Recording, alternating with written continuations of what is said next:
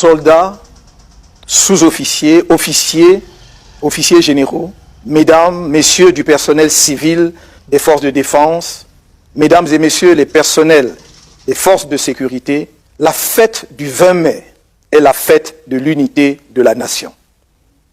Qu'est-ce qu'une nation? Une nation est une population réunie par l'histoire, dont la volonté de vivre et de construire ensemble un destin commun en fait un peuple. C'est également un territoire défini par des frontières. C'est aussi un drapeau et un chant de rassemblement qu'on appelle l'hymne national.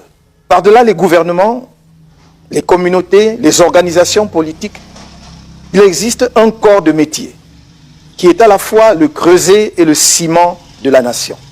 C'est l'armée nationale. Et plus largement, les forces de défense et de sécurité. C'est l'armée, certes sous l'autorité intangible du pouvoir civil, qui protège le peuple avec lequel elle fait corps.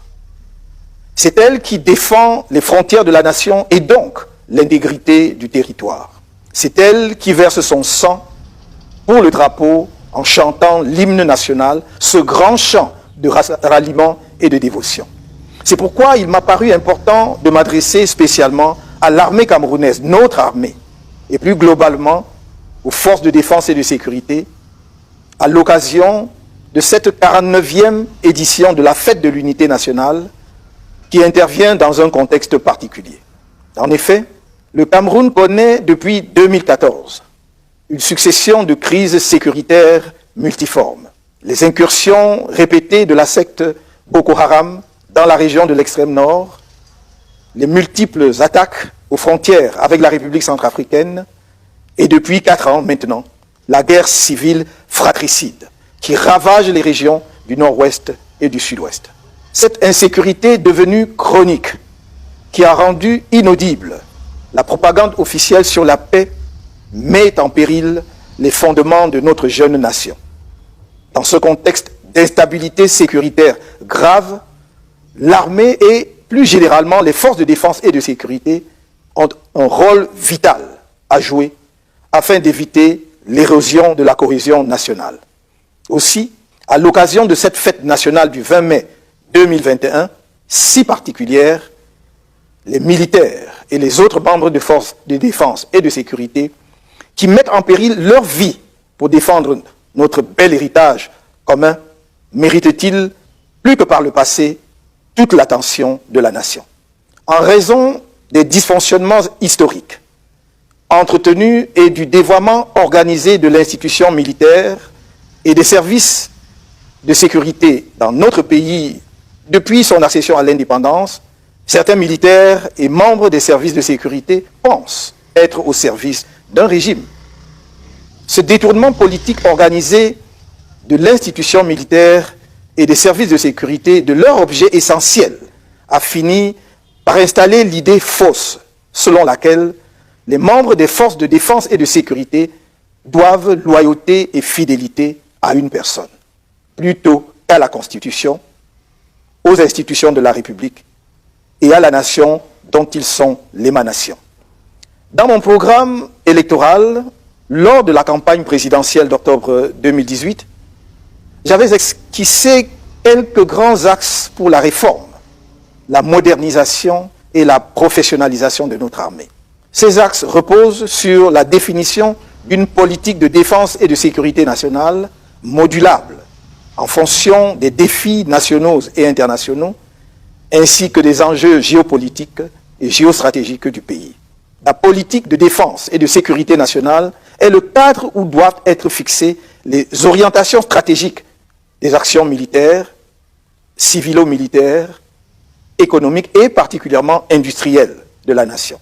En vérité, depuis la création de notre armée, en novembre 1959, suivi de l'indépendance du Cameroun oriental, le 1er janvier 1960, et de la réunification avec le Cameroun occidental, le 1er octobre 1961, ce cadre n'a jamais été clairement défini. Les difficultés structurelles qui touchent les points vitaux de la nation ne sont que les conséquences directes de ce déficit organisé de débats citoyens et démocratiques fondamentale. C'est dans ce contexte que, malgré les évolutions, tant au niveau national qu'international, le gouvernement s'accommode encore de la loi de 1967, pourtant caduque, portant Organisation générale de la défense.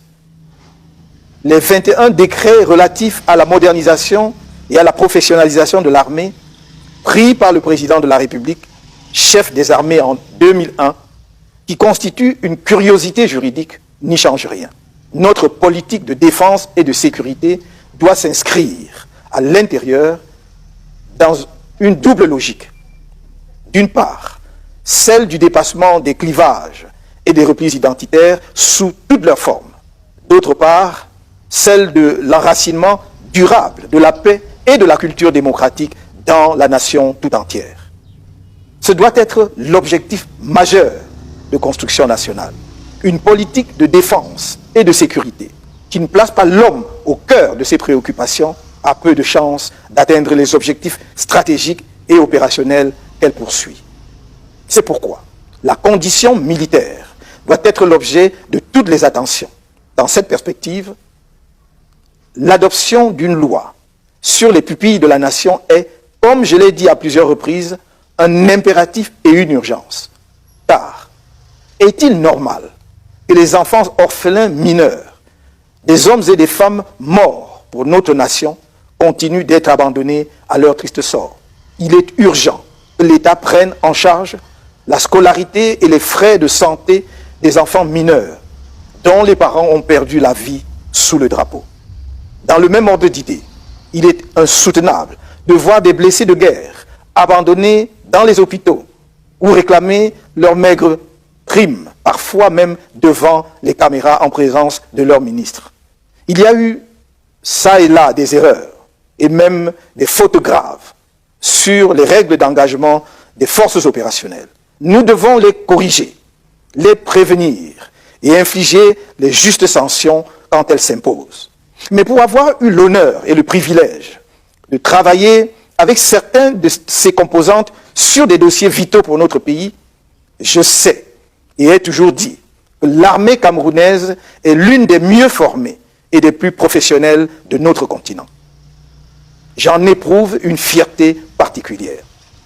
Dans le Cameroun de demain, nous placerons la justice, l'état de droit, la bonne gouvernance, le respect de la dignité humaine, l'honneur de nos soldats et la démocratie au cœur de notre action politique.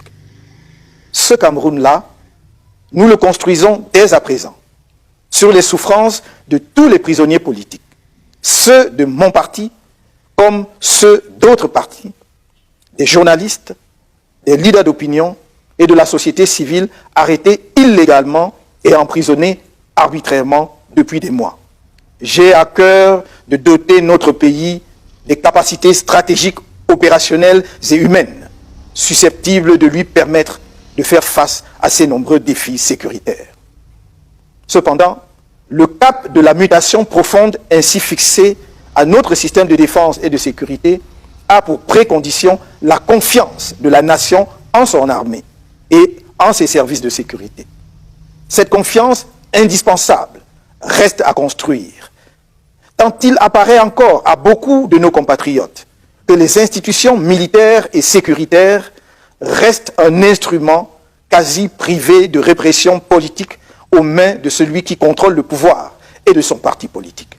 C'est dans le sillage de cette confiance à bâtir avec vous la nation et qui se nourrira de votre compétence morale que je vous invite, soldats, sous-officiers, officiers, officiers généraux, personnel civil de la défense, membres des forces de sécurité, à ne pas vous sentir menacés par l'alternance démocratique devenue inéluctable dans notre pays. Sous le nouveau pouvoir que les Camerounais porteront à la tête du pays de façon libre, à travers des élections justes et transparentes, il n'y aura aucune rancœur, ni aucune chasse aux sorcières. Car l'histoire nous enseigne que les nations se bâtissent avec des tâtonnements et des erreurs, et que les désirs de revanche sont les terreaux de la haine et des vengeances recommencées. Ce nouveau pouvoir qu'une majorité écrasante de Camerounais appelle de tous ses voeux sera la conséquence logique du dialogue inclusif par lequel nous trouverons ensemble, en tant qu'enfants d'un même pays, une solution pacifique durable aux conflits armés dans les régions du Nord-Ouest et du Sud-Ouest et l'émanation du libre choix des Camerounais sur la base d'une réforme consensuelle du système électoral. C'est avec vous, dans toute votre diversité, que je souhaite jeter les jalons du nouveau système de défense et de sécurité du Cameroun, démocratique, moderne et ambitieux. Ne vous laissez pas effrayer. Ayez foi en notre volonté commune de travailler pour assurer à nos enfants, nos petits-enfants et aux générations qui suivront un avenir meilleur. Soldats, sous-officiers, officiers, officiers généraux, mesdames et messieurs du personnel civil, des forces de défense, membres des forces de sécurité, vous pouvez me croire. Je me tiendrai toujours à vos côtés quand il s'agira de défendre le Cameroun. C'est le serment d'un patriote. Vive la nation camerounaise. Ouais. Comment tu peux aussi regarder une vidéo sans t'abonner? Abonne-toi! Surtout clique sur la cloche de notification. Ça, c'est la page de Buzz. Si tu veux être au courant des buzz et toutes les actualités au 237, abonne-toi et clique sur la cloche de notification. Partage aussi pour m'encourager. Surtout, si tu as quelque chose à dire, papa, lâche un commentaire.